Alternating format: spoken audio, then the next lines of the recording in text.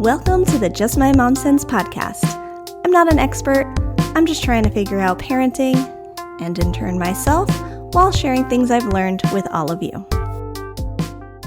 Hello and welcome back to the Just My MomSense podcast.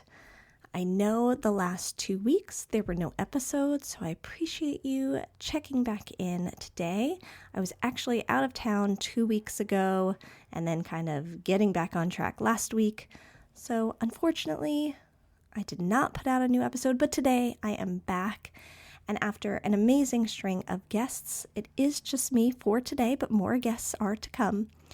And today I thought I would talk about the holidays and how that can feel for those that have sensory processing disorder, anxiety, just holiday overwhelm in general. I mean, I think for so many, and this is for people that do feel affected by the holidays or those that don't.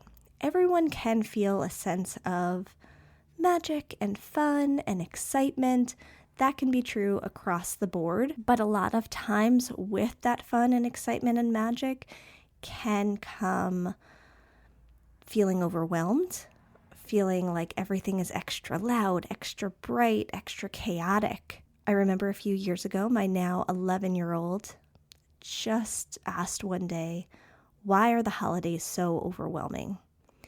And that was kind of an aha moment, and not to say he hadn't shown signs of being overwhelmed before, because he definitely had in various instances, but for him to say it and verbalize it was huge, and I am always happy when he's able to express new emotions, new feelings, new thoughts.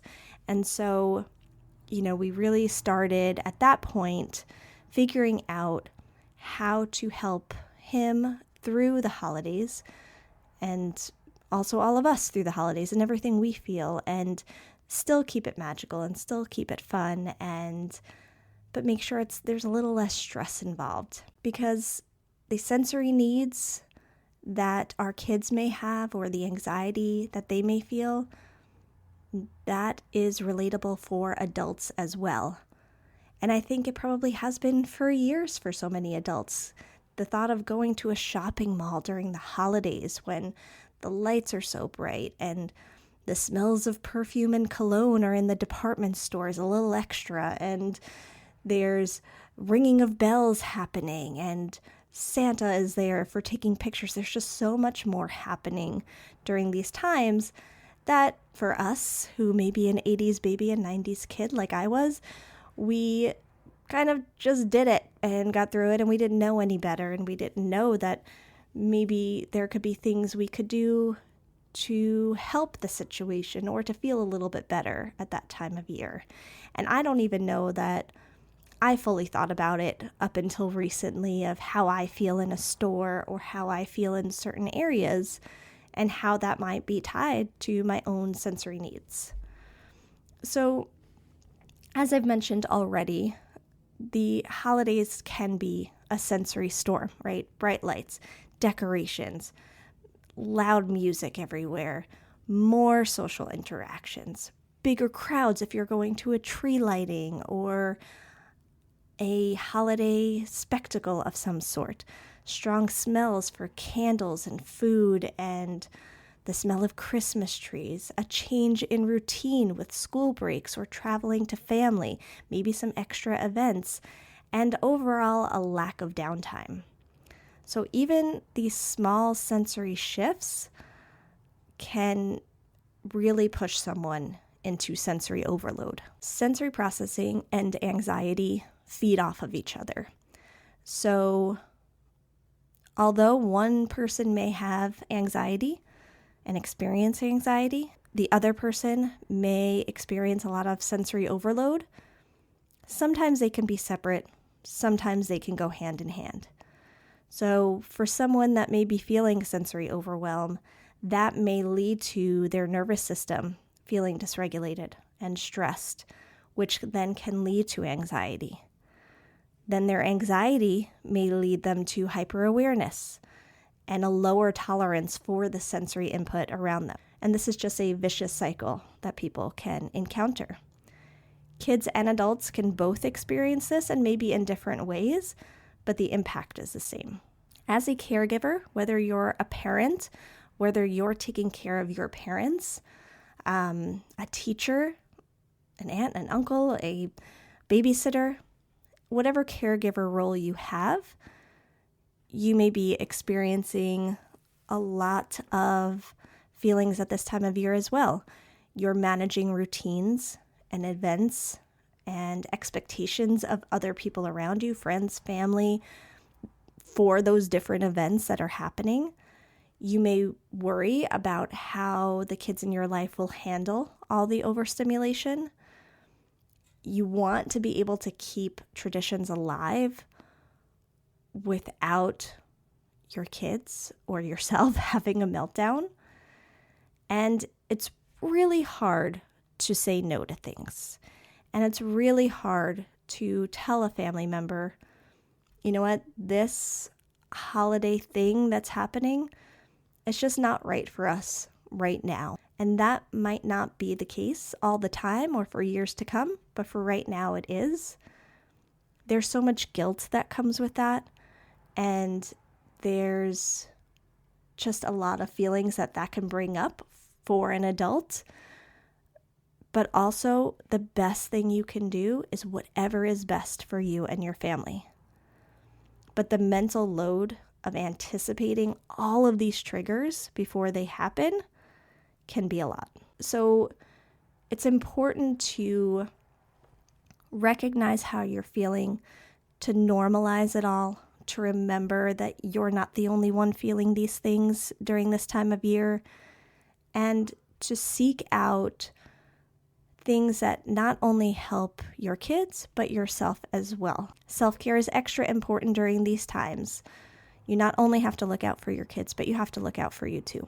As a reminder, I am not an expert in anything, but I did find on the Star Institute's website, Star Institute has a lot of resources on their website to help everyone through the holidays, and especially those with sensory needs. And they have a list called Creating a Magical and Sensory Supportive Holiday Season. And I thought I would just read through some of those tips now. Help your child feel ready. Talk about what to expect. Stories can work wonders. Social stories are a fantastic way to help your child understand what's coming. Show them what it'll be like. Find photos online of places you'll visit, or dig out last year's party pictures to help them feel familiar with the experience. Keep a schedule, even a simple one. Plan together. Let your child help decide what to do or where to go. Turn the list into a mini schedule. Use what works, whether it's an app like Notes, a quick drawing, or even a few words on a sticky note. Any schedule can bring comfort. Stick to sensory routines. Incorporate what they love.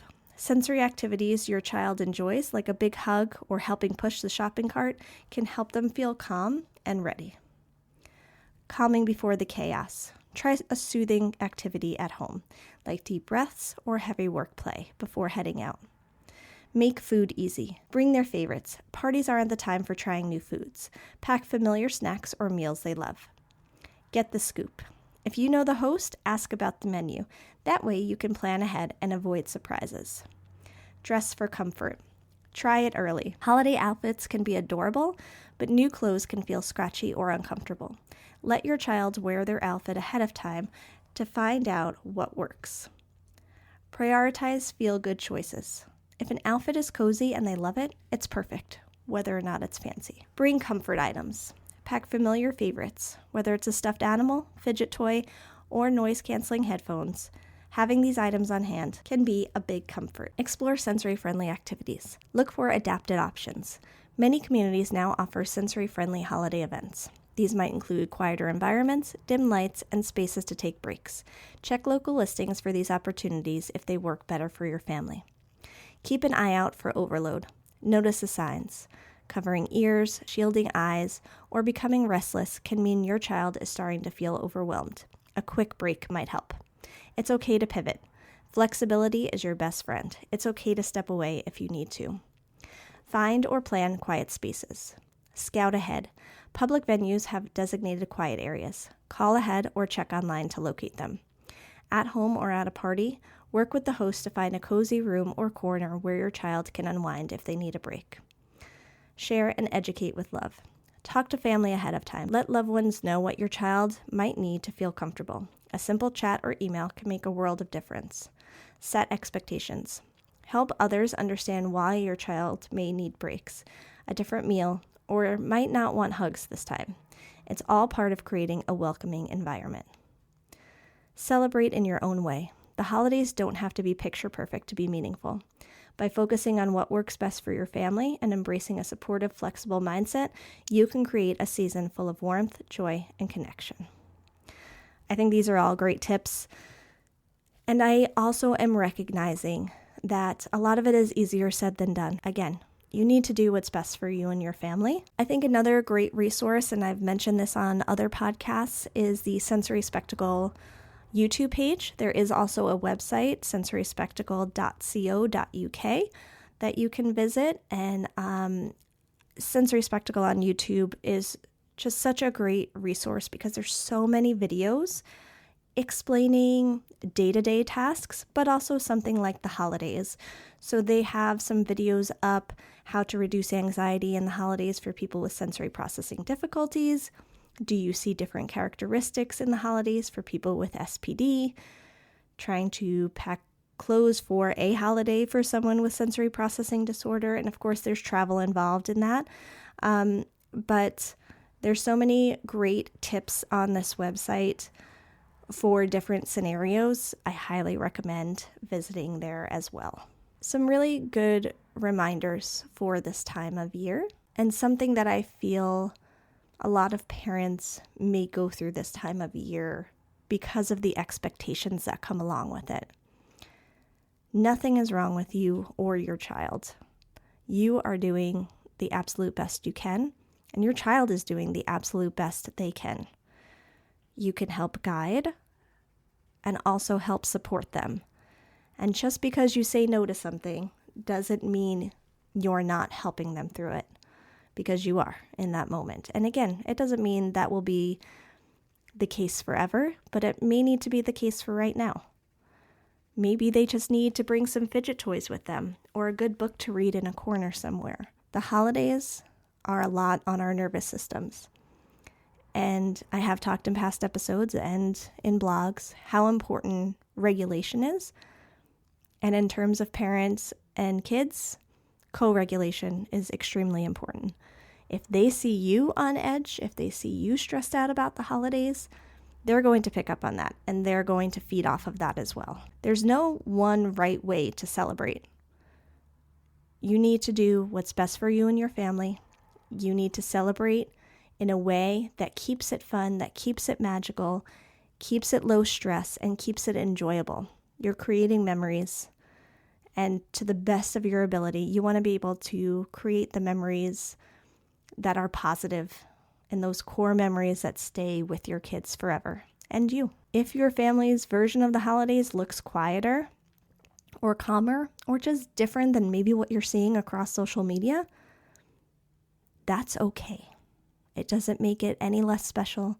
It doesn't make it any less magical.